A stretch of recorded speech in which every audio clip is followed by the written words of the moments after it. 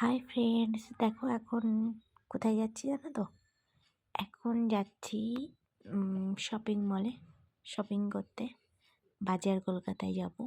তো তার জন্য আমরা বেরিয়ে পড়েছি। দেখো, যেতে যেতে হঠাৎ করে এখানটায় আমরা চা খাই, কফি খাই।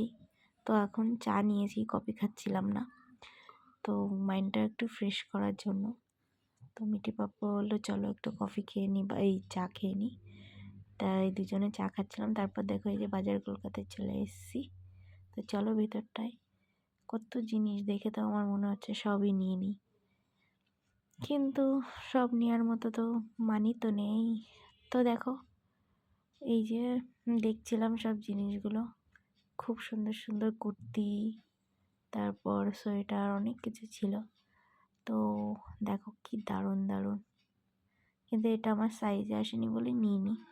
একটা কুর্তি নিয়েছিলাম, এটাও বেশ ভালো লাগছে, কিন্তু এটা অনেক বড়।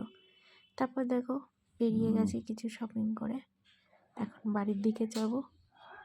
তো চলো, যাওয়ার পথে হঠাৎ দেখছি ফুল গাছ বিক্রি হচ্ছে। তো আমার তো স্বভাব, তো আমি কিছু ফুল গাছও নিয়ে নিয়েছি দেখো। তো চলো তারপর বাড়ি যাচ্ছি। এই যে টাউন হলের সামনে এখানটা দেখো কি দারুণ, ওটা নীল দর্পণ। তো হেভি লাগে এই জায়গাটা।